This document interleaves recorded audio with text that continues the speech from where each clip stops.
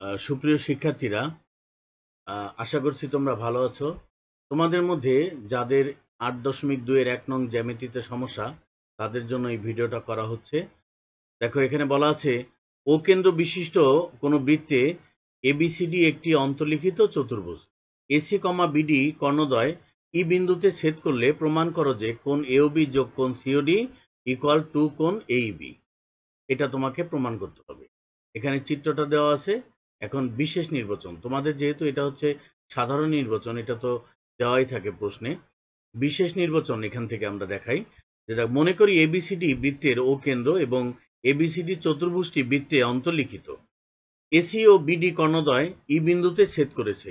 এ কমা ও, B comma ও, c comma ও এবং D কমা ও যোগ করি। প্রমাণ করতে হবে যে কোণ এওবি যোগ কোণ সিওডি ইকুয়াল টু কোণ এইবি। এটা প্রমাণ করতে হবে। এখন এই কথাগুলো আমরা এখান থেকে সাজাই। দেখো, আমরা আমাদের মতো করে বলি। ও কেন্দ্র, মনে করি ও কেন্দ্র বিশিষ্ট বৃত্তে এ বি সি ডি একটি অন্তর্লিখিত চতুর্ভুজ। কিংবা এভাবে বলতে পারো, মনে করি ও কেন্দ্র বিশিষ্ট বৃত্তে এ বি সি ডি চতুর্ভুজটি অন্তর্লিখিত আছে। এসি এবং বিডি কর্ণদ্বয় পরস্পরকে ই বিন্দুতে ছেদ করেছে। এখন ও কমা এ, ও কমা বি, ও কমা সি, ও কমা ডি যোগ করি। প্রমাণ করতে হবে যে কোণ এওবি যোগ কোণ সিওডি ইকুয়াল টু কোণ এইবি, অর্থাৎ এই কোণটার দুইটা সমান প্রমাণ করতে হবে। এই যে দেখো, এখানে তাই লেখা আছে যেগুলো বললাম। এবার প্রমাণের ধাপসমূহ দেখো, এবি চাপের উপর অবস্থিত কোণ এওবি ইকুয়াল টু কোণ এসিবি। তাহলে দেখো, আমরা এবি চাপটা কোথায় পাবো? এই যে ধরো, এই যে চিত্রটা এবি চাপ, এটা যে আমি এখান থেকে শুরু করব না এডি দিয়ে শুরু করব, সেটা কনফিউশন কিভাবে দূর হবে? এইটা তুমি, এই যে দেখো, আমাকে এই যে উদ্দীপকে যে প্রশ্নটা দেওয়া আছে, এই যে এ ও বি, যদি ও বাদ দিই তাহলে এবি চাপ, আর যদি এখানে ও বাদ দিই তাহলে সিডি চাপ। এখান থেকে তুমি কোন চাপ তুমি কাউন্ট করবে, সেটা এখান থেকেই ধারণা পাবে। তাহলে আমরা এখান থেকে দেখি যে, মনে করি এখানে এবি চাপের উপরে, একই চাপ এবি এর উপরে, একই বৃত্তচাপ এবি এর উপরে কোণ এওবি ইকুয়াল কোণ এসিবি। এখানে কিন্তু আরেকটা বৃত্তস্থ কোণ আছে, সেটা হচ্ছে এডিবি। এটা নেব না। আমাদের মূলত টার্গেট হচ্ছে এই ত্রিভুজটা ধরে কাজ করব। এই ত্রিভুজটার বহিস্থ কোণ হবে এইবি। এই কোণটা হচ্ছে বিসিই কোণ বা ইবিসি কোণ, যেটি বিসিই ত্রিভুজ বা ইবিসি ত্রিভুজ, যাই বলো, এই ত্রিভুজের বহিস্থ কোণ হচ্ছে এইবি। অতএব আমাদের টার্গেট হচ্ছে, যেহেতু এইবি ধরে কাজ করব এবং আমরা এই ত্রিভুজটা কাউন্ট করব, তাহলে এই ত্রিভুজের যে এখানে এইবি কোণের অন্তস্থ বিপরীত যে কোণ দুটো বিসি, তাহলে এই দুটো যেন আমাদের ওই ধাপের মধ্যে থাকে। তাই আমরা এই দুটো নিয়ে কাজ করব। তাহলে দেখো, বলতে পারি যে একই বৃত্তচাপ এবি এর উপর অবস্থিত কোণ এওবি সমান টু কোণ এসিবি, অর্থাৎ এই বৃত্তস্থ কোণটা, এটা হচ্ছে কেন্দ্রস্থ কোণ আর এটা হচ্ছে বৃত্তস্থ কোণ, এইটা। তাহলে দেখো, তাই লেখা আছে, একই বৃত্তচাপ এবি এর উপরে, এই যে এবি এর উপরে অবস্থিত কেন্দ্রস্থ কোণ এওবি ইকুয়াল টু কোণ এসিবি। তাহলে এটা নোটটা অবশ্যই লাগবে, কেন্দ্রস্থ কোণ বৃত্তস্থ কোণের দ্বিগুণ।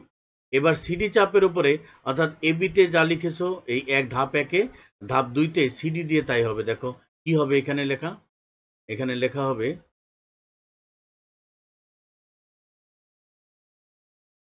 যে একই বৃত্তচাপ সিডি এর উপর অবস্থিত কোণ সিওডি সমান হবে, এই যে কোণটা ধরবে, ডিবিসি।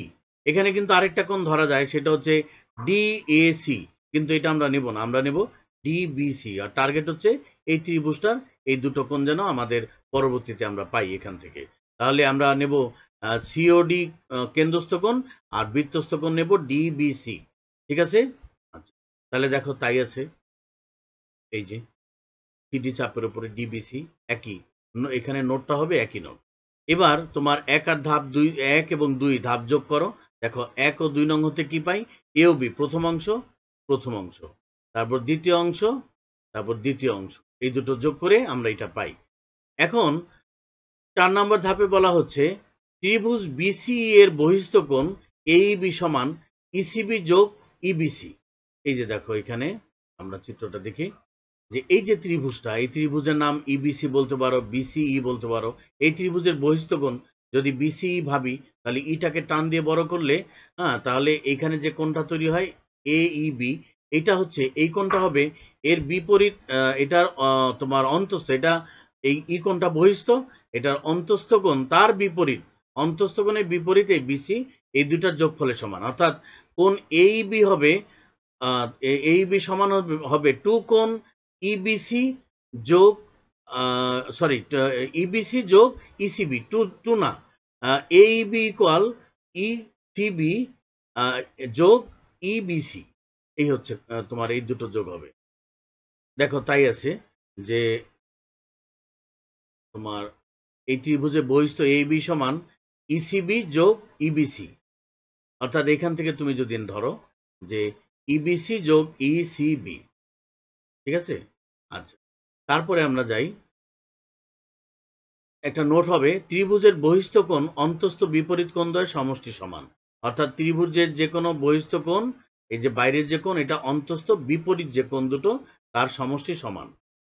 এখন আমরা এই যে 3 নম্বর ধাপে যেটা করেছিলাম সেটা এখানে নিয়ে আসি।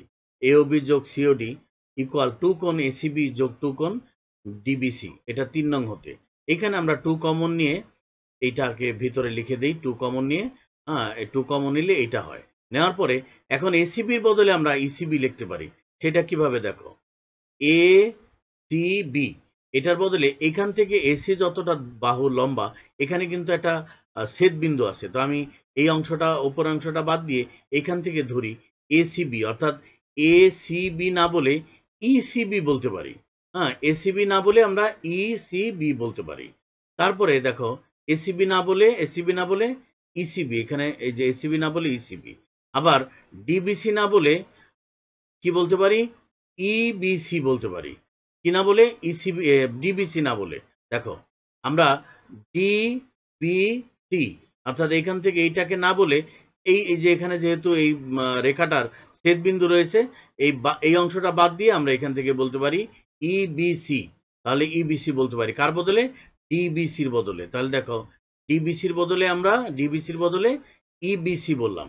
তাহলে ইসিবি যোগ ইবিসি, এ দেখো ইসিবি যোগ ইবিসি ইকুয়াল হচ্ছে এইবি। তাহলে আমরা এটার বদলে এইবি লিখতে পারি। আর এই যে 2 শুরু থেকে এই পর্যন্ত রয়ে গেল, 2-র কোনো পরিবর্তন নাই। পরিবর্তন হচ্ছে এই দুইটার বদলে আমরা এই যে এই দুইটার বদলে এই দুইটা লিখতে পারি, আর এর বদলে লিখতে পারি এইবি। তাহলে দেখো ত্রিভুজ এওবি যোগ কোণ এওবি যোগ কোণ সিওডি সমান হচ্ছে 2ab। দেখো এই দুইটা সমান, আমার কিন্তু এটা প্রমাণ আসলো, এটা আমরা লিখে দিতে পারি প্রমাণিত। আশা রাখি বুঝতে পেরেছো।